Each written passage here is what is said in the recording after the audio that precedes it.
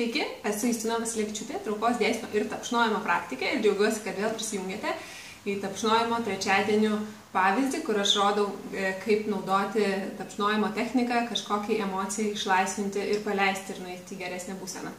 Dėkoju už komentarus ir atsiliepimus, kuriuos gavau apie tai, ką iki šiol rodžiau, apie tos pavyzdžius ir noriu pakviesti, kad toliau dalintumėtės.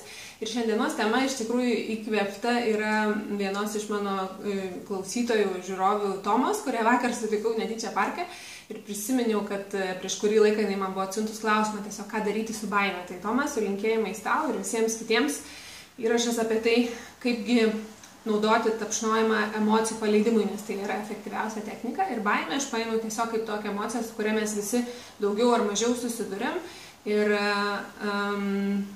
ką noriu pakviesti, kad dabar padarytumėt, tai kad pagalvotumėt apie kažkokią tai situaciją ar kažką jūsų gyvenime, kas kelia jums baimę ar nerimą, tai panašią kažkokią tai emociją ar jausmą.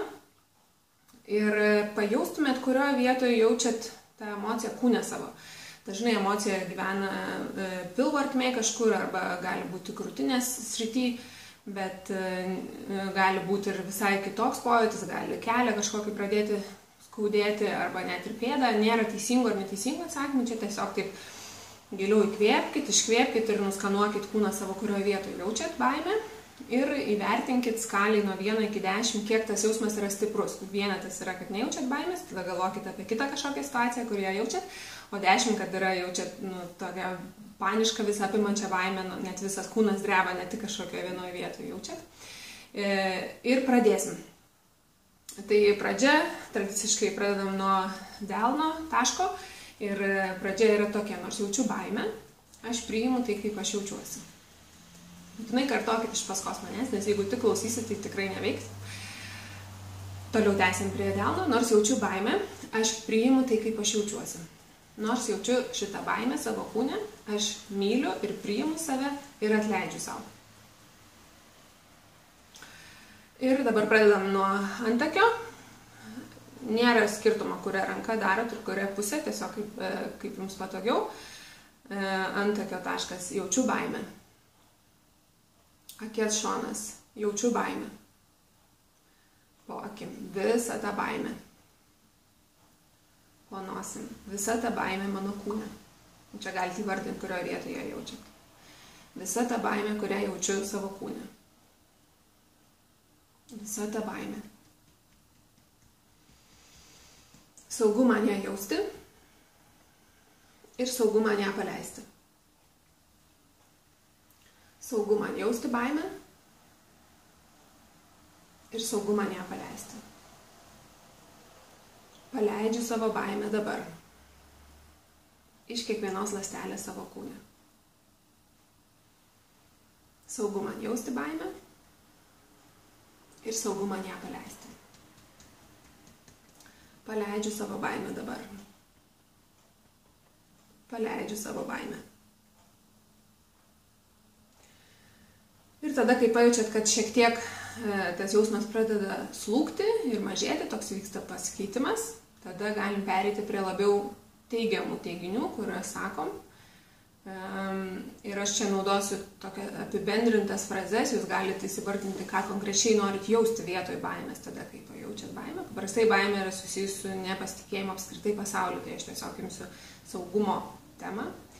Tai dabar, kai paleidžiu tą baimę, pradedu jaustis vis labiau saugi.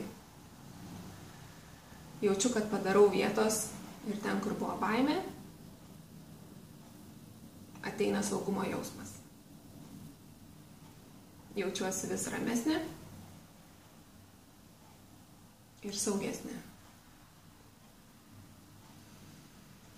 Jaučiu, kaip galiu giliau kvėpuoti. Jaučiu, kaip mano kūnas nurimsta.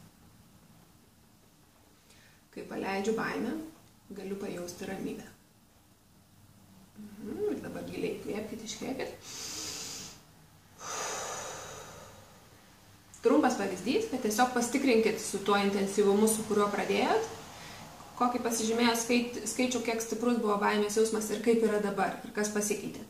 Ir dar vienas momentas, kad kai pradedam tapšnoti su emocija, žodžiu, su emocijom susijusius jausmus, tada pradeda kilti daugiau jų, ne? Galbūt už baimės pasirodo, kad iškyla kaltės jausmas, arba gėdos jausmas, arba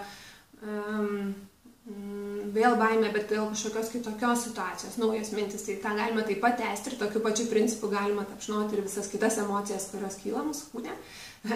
Svarbu yra leisti savo jausti ir leisti savo paleisti tą emociją, nes mes dažnai vertinam, kad kai kurios emocijos yra neteisingos, jų nereikėtų jausti, ne? Baimės nereikia jausti, būkim drąsūs.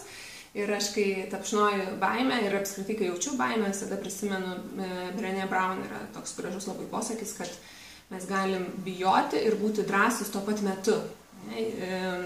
Man dažnai sako žmonės, kad aš esu drąsi, nes aš daug labai naujų dalykų veikiu ir keičiuosi ir keičiu savo gyvenimą ir daug ką išbandau, bet taip yra ne dėl, ir taip ir yra, aš taip ir darau, bet taip yra ne dėl to, kad aš nieko nebijau, taip yra, kad aš bijau, bet vis tiek darau. Tai noriu pakviesti jūs, kad būtinai išbandytumėt, pasidalintumėt, kokie jūsų įspūdžiai ir jeigu yra kažkas, ką norėtumėt išgirsti, kaip panaudoti tapšnojimą kažkokiai savo jausenai pagerinti, būtinai parašykit man ir galbūt kitas įrašas bus jūsų pasiūlyta tema. O kol kas geros savaitės, prisiminkit tapšnoti ir iki kito susitikimo. Čia buvo Justina. Iki.